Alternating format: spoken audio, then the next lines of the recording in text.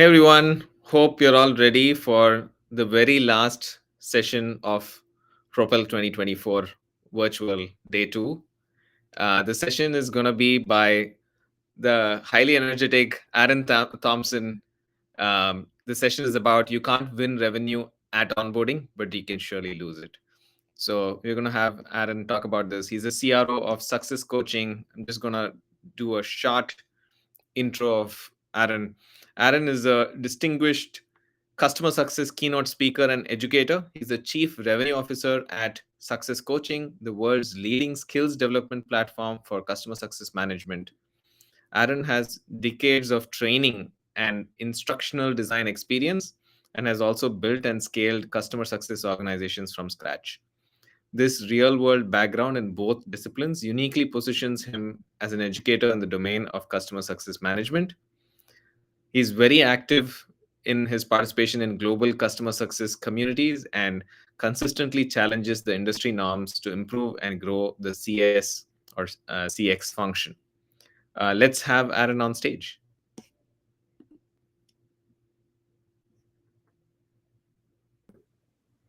Hey, I think I'm here, right? Am I here? Yes, you are. All right, good. I was, you never know. These like virtual things are so crazy. Well, congratulations, Sri and team, on an amazing week. 3 days, one in person, two virtual. I've never seen somebody take on, or a team take on such an endeavor of trying to, what we would call like the phygital, right? The physical with the digital. Like you blended them both, and I think everybody's had a great time. Whether you were at the in person, if you weren't, by the way, you totally blew it. You should have been there. It was amazing. And then, of course, these virtual days have been great too. So thanks for the chance to be a part of this, Sri. Thanks, Aaron. And over to you for the session. Okay. Yeah, let's do it. Without any technical difficulties, I don't know what I'll do with all the extra time. So let's see. Assuming this thing pulls up here, and there's the window. And I think it looks good to me. Looks good to you. All right, let's go for it. Well, welcome everybody. Here we are, home stretch of Propel 2024, and what a wild week it's been. Amazing, like I said, job by Sri and team, and I'm just a happy camper to be a part of it.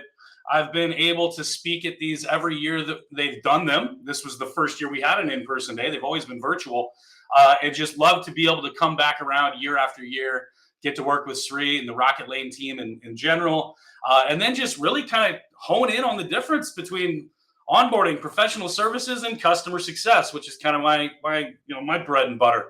And spoiler alert, there's not much difference. They are all the same.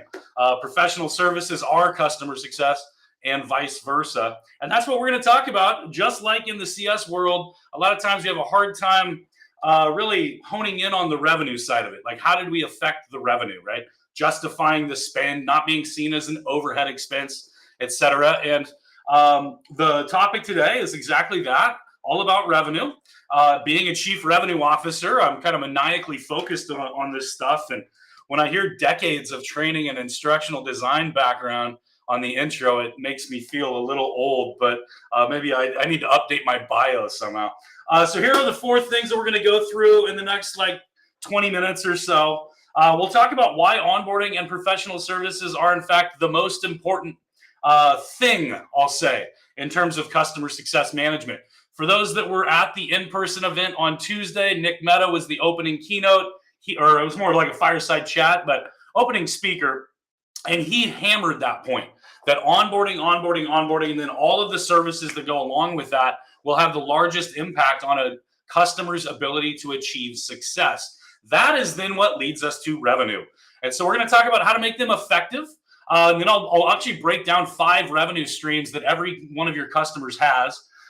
Regardless of what industry or nuances you might have, you're special, your company's special, just like everybody else. I get it, but I can guarantee you these 5 revenue streams ring true. And the effect that professional services and onboarding have on those revenue streams is absolutely paramount. And that'll be the last point, is what is that impact? So when I say it is the most important stage of the customer life cycle, it's not just the most important, it's almost like the only thing that is important. And I've been speaking on customer success stages and customer experience stages for years. And we always go back to onboarding. I'll remember. I remember years ago, I was seeing. I don't know. I think I can do this. I think I can get away with going. Yeah, I think I can go back and forth. This is gonna be way better. Years ago, I was sitting on a panel with a CEO of a SaaS customer success product, and someone in the audience during Q&A raised their hand and said, "I'm a new CS leader. Where do I begin?" And that CEO said, "Onboarding. And when you're done with that, onboarding. And when you're done with that, onboarding. Because until you have onboarding dialed in, everything else you do almost doesn't matter." That's how critical this onboarding stage of the life cycle is. And products like Rocket Lane, purpose built to remove the friction, handle some of these. I'm going to take you through 5 goals of onboarding, of any effective onboarding, whether it's a tech touch kind of thing and it's in the product, or it's professional services and it's very high touch. And, like I used to have like 2-year-long implementation projects for an on-premise software 100 years ago. Again, aging myself once again.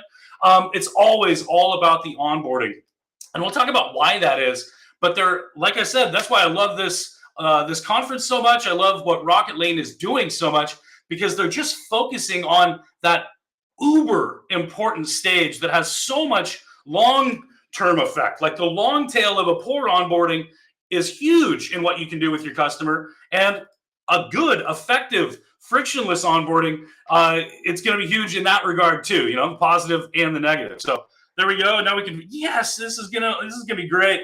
Okay, so onboarding and professional services. This is why they are considered the most critical stage of the life cycle, and that's because of leverage. And I want you to remember 2 words as we walk out of here: leverage and vulnerability.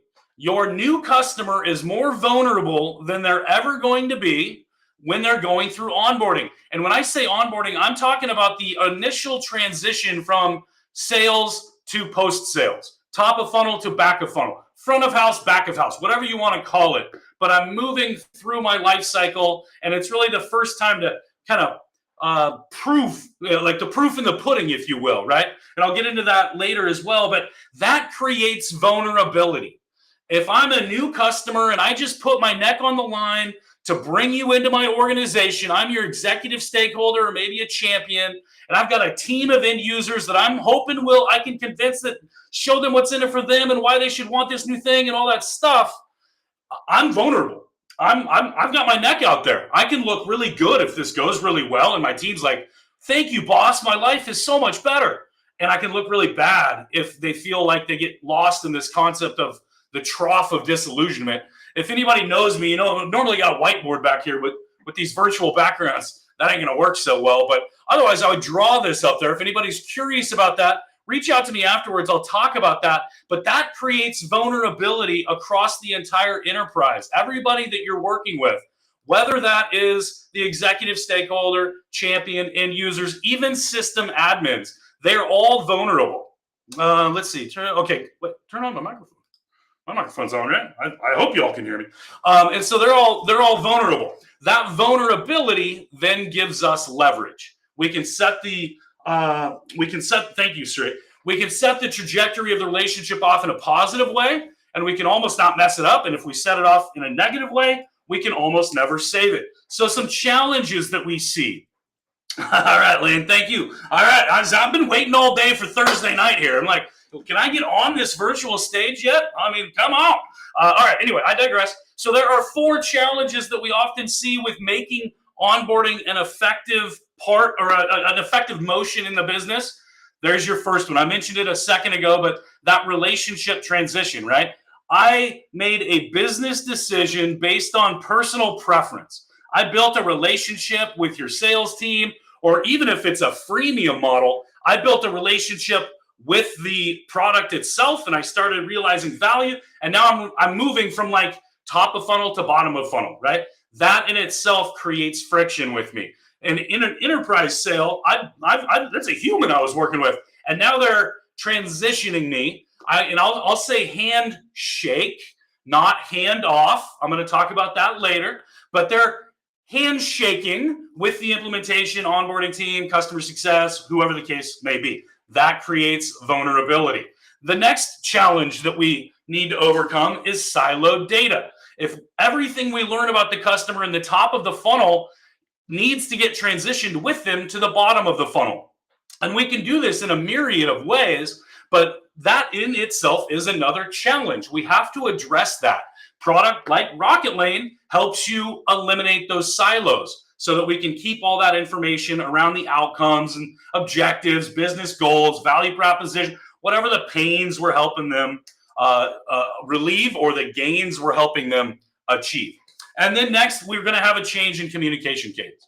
Sales is really proactive, and they're just like all the time available and giving you a call and letting you know, hey, how you doing, checking in, all the things. And now we move into onboarding, and we've got maybe a project plan. We've got other people involved, and that communication cadence is going to change. It has to.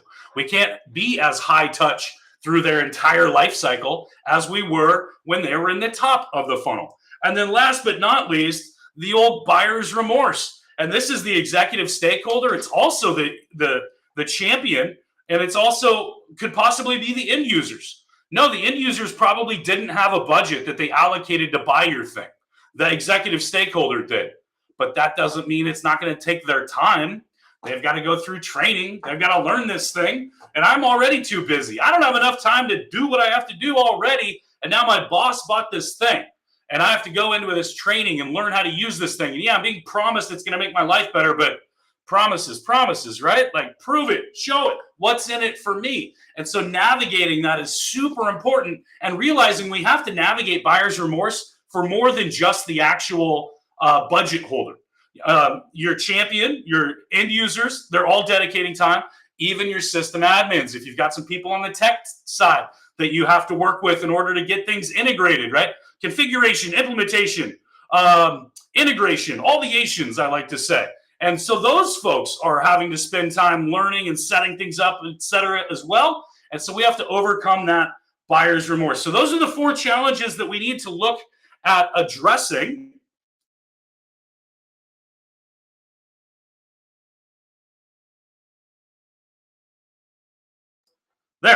There, we got it. I'm going to quit bouncing back and forth so much, I guess. Okay, so the biggest positive impact you're going to have on CLTV, customer lifetime value, is by focusing on this. If you don't get this stage right, the rest of it almost doesn't matter. There's a staggering statistic that 90% of the customers who churn at their first available opportunity, so 9 out of 10, I'm not a math major, but I can do that math. 9 times out of 10, if they leave the first chance they get, they wanted to leave in the first 30 days. That's how critical onboarding is for the overall customer life cycle. Okay, moving on. There are 5 critical parts and goals that we're going to have in an effective onboarding. And spoiler alert, as I'm looking through these and kind of preparing for today, I'm like, what would be a good product that would help all 5 of these? Not like shameless plug, Rocket Lane. Yeah, Rocket Lane can help you with all 5 of these. And so if you struggle with any of these, probably something to look at. Number 1, understanding the customer's needs. And what do they need in terms of value proposition? When are they available? When are they less available? When are they busy? When are they not? What's their life like? What's their, nobody's life is consistent. It's all cyclical, right? And how can we fit into that work style, that lifestyle, to really understand what they're looking to achieve in terms of value proposition, time savings, ROI, whatever it is that you're helping me solve. Number 2, we need to agree to a common definition of success. So this comes down to desired outcomes plus desired experiences. That's my definition of success, right, as your customer. So what am I looking to achieve in terms of outcomes? So that is going to be pains to relieve or gains to achieve, one or the other, right? I've got a pain point, I got to fix something, or I want to get bigger, faster, stronger at this thing, and so I brought you in to help me in that regard. So there's the outcomes. We got to back into that with the customer and really understand what those are, and then we need to figure out how do you want to achieve it. Outcomes is all about the destination. Experience is all about the journey. So I can get you from where you are to where you want to be, usually a whole bunch of different ways. My job is to figure out for you which one you want to pick, what will fit into your desired experience. So now I have defined what success is with you. And so I can guarantee you, if you ask someone, what's your definition of success, they're going to look at you cross-eyed. But if you talk to them about business goals and outcomes, objectives they're looking to achieve, and then you talk to them about what their life is like and figure out ways you can help them achieve it, you can come out and kind of back into that definition of success. Number 3, we've got to do some education, right? They got to learn a new thing. And so we need to educate them. That's pretty basic training, what have you, right? Could be in product through different sort of like prompts and things like that, gamification, whatever, to try to kind of drive that understanding of the product. Or it could be very high touch with trainers and professional services, et cetera. But that's not the trick. The trick is to motivate those end users. We got to get them stoked about this. They probably didn't have any input into the executive stakeholder buying this thing. And yet they're the ones who have to learn how to use it and use it every day, week, whatever the use case is. And so we need to motivate them. We need to show them what's in it for me or with them. Number 4, managing change. So I didn't have you yesterday. I buy you today. What are you doing tomorrow to proactively bring me back into the products and services so that I can start moving through onboarding and eventually start to get to that time to value? We heard a whole bunch of that over the last couple of days. TTV. That all comes down to change management. And then finally, reinforcing the value that I'm getting. That's your value proposition. This isn't going to be all the value. This is going to be that initial value, right? Reinforcing that I am starting to move in the direction. I'm starting to save time, see the ROI. I can start to see the forest for the trees, if you will. So how to make an onboarding effective? Well, first off, when you do this, it's going to show up with improved retention, upsell, and CSAT, right? Everything's going to be better if onboarding goes well. And so there are 5 elements of an effective, successful onboarding that I'll walk you through. The first is, and I'm not crazy about that, I don't know if you listened to me earlier, but think handshake, not handoff. As a customer, it's so much better if I see sales and implementation and customer success working together, even top of funnel, and then transitioning together through the bottom of the funnel. Now, who the lead's going to be and running point, that's going to be a whole different conversation. But work together. Don't just like, the worst is when I sign the deal and then I feel like it gets thrown over the fence to implementation and I never see the salesperson again. At least through onboarding, stick around in my life before you go hunt another one out there in the wild. So a robust handshake to transfer that knowledge from sales to all of the individuals involved in onboarding. Understanding your journey. I'll take you through a generic customer journey map here in a second. Doesn't have to be a big fancy thing, but really understanding and then being able to share it out to your customers to show them visually where they are. Rocket Lane, sorry, shameless plug, but I looked at this slide and I was like, their product does all of this.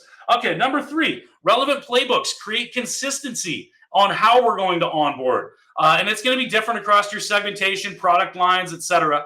But we need to have playbooks that help guide our professional services and our implementation teams. Metrics, if you can't measure it, you can't prove it. And if you can't prove it, I ain't going to believe you. And so we've got to be able to measure the impact, whatever that is in terms of value proposition. And then we've got to be able to communicate that out clearly to the customer, both during onboarding, and then that continues through like success planning, business reviews, and some other post-sale activities. It's going to look very different based on your profile. You got self-guided tech touch. You're on your own. Nobody takes a Facebook class yet. Somehow we all know how to use Facebook. That's because they taught us in the product. Then you got your professional services and guided high touch. Most companies have some level of hybrid there at the bottom.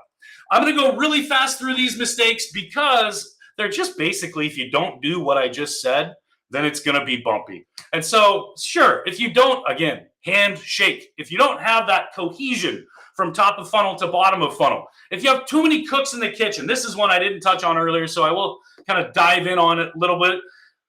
When we're in onboarding, we're going to have more people involved, but we always need to have a clear and concise understanding of who is running point, right?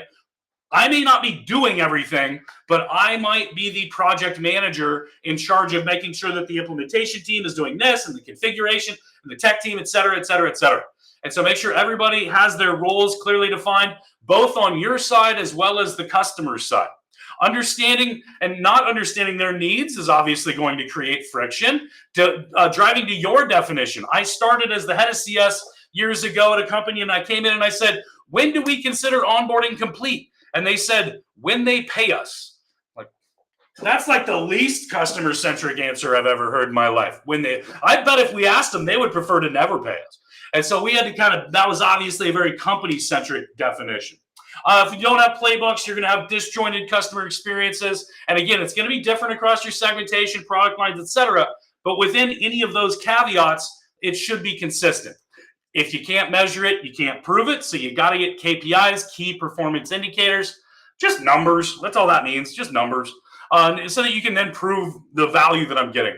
If you don't, this is a tricky one because we need to create a sense of mutual accountability, but we're brand new in getting to know these people. And we've got ways at Success Coaching to help with all of that. And this communication, I heard in the last session a lot around soft skills and the people side of it, if you will. We've got some courses around how to do that. There are some pointers, and if anybody wants to reach out to me afterwards, I just don't have time today.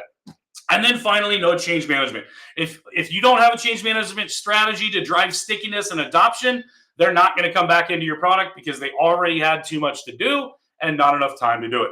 All right, let's talk about revenue streams. So there is the journey that I was talking about. If you've ever seen me do public speaking, that probably looks familiar, or the whiteboard that's typically behind me. It's always there.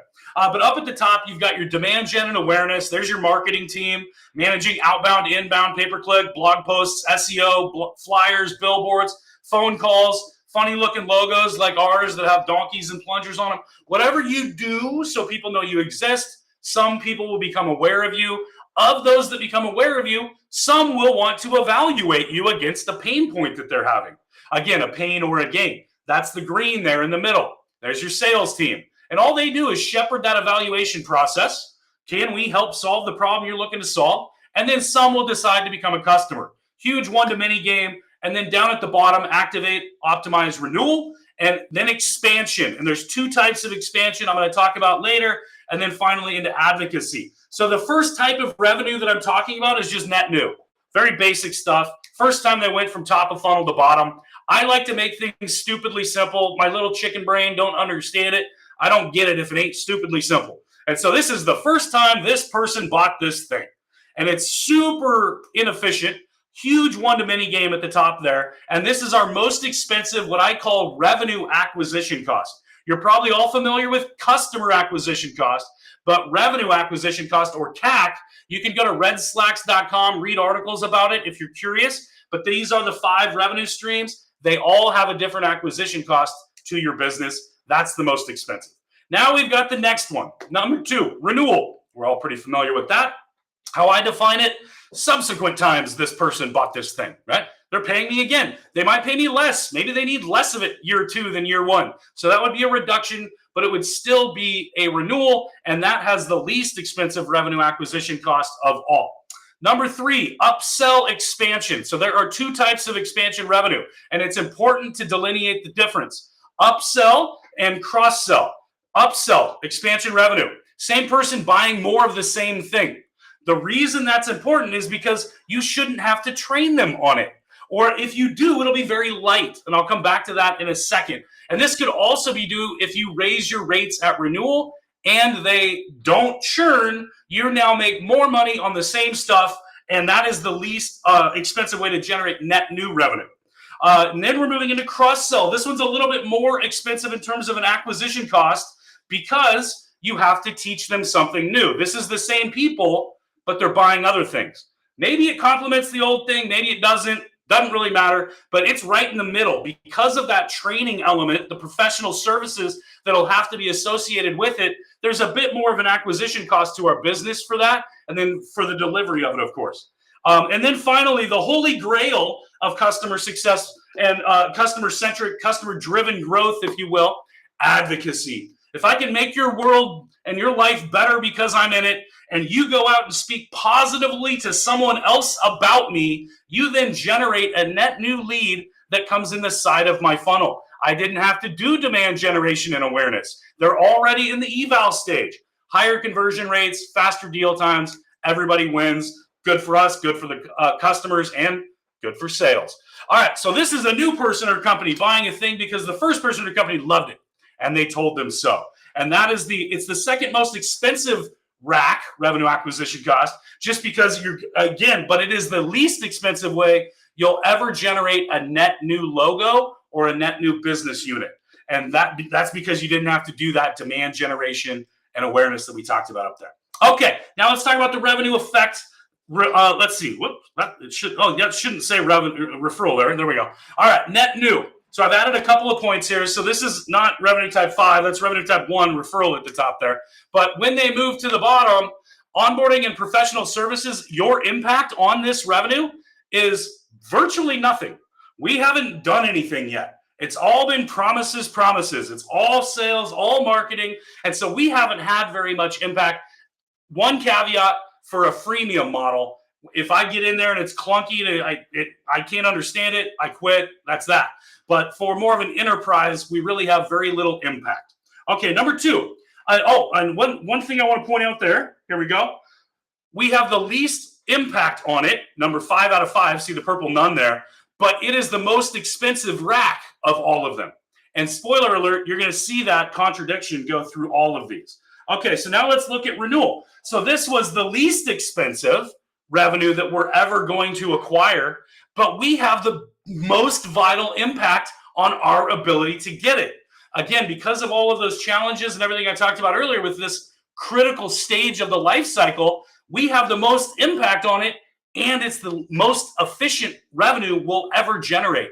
Draw those together in your organizations, and now you have easily painted the revenue picture of how you can positively impact your company's growth. Upsells, it's like more, I said. Onboarding and our impact is a bit more, right? If onboarding goes smoothly, services are done well, we have a chance for that upsell. If we can't renew, we can't upsell, of course. They're not going to buy more of the same thing if they're leaving. And so we have a bit more, and it is on the lower end in terms of revenue acquisition cost. It's number 4 out of 5. And so that's a very, again, efficient one. Cross-sell's dead center in the middle. We have some impact on it, and it's got that middle of the ground acquisition cost. And then once we get to advocacy referral, again, the holy grail, we've got a little impact on it. But again, it's the second most expensive rack we're going to have. But once again, the least expensive net new logos, etc. And so there's what we covered. I found another typo. I swear I went through this thing like 100 times before but the impact of onboarding and PS on Avenue, there on point number 4.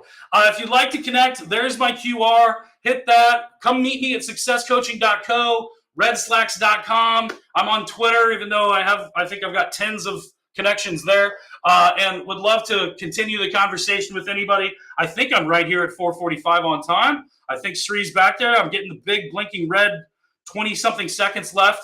And so I think we have time for Q&A, but I'll just kind of leave it up to you, big guy.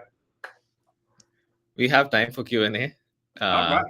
Let's take a couple of questions from the audience. Folks, I know it may be the last session, but this was a high energy, exciting session. Hopefully you have some questions for Aaron that we can go through now. I get it. It's the end of 3 days. I would not be hurt in the least if there is not any questions. And I explain it so well that typically nobody has any questions, right? Yeah, it's just so crystal clear that, yeah. Nick says, great session, full of insights. Thank you. Yeah, my pleasure. Thanks again, Sri, for the opportunity to be a part of this. And like I said, I'm happy to circle back on any of this stuff with anybody. I can only cram so much into 30 minutes or so. And I can't wait for Propel next year. I'm already excited. Let's get the ball rolling. Aren't you ready? You ready to go to you're not even done yet, and I'm already talking about next year. Awesome. Thank you so much. And excited that we've had you for all of our Propel so far, and including the in-person one. Yeah, thank you, Sri. Appreciate it. Thanks, folks.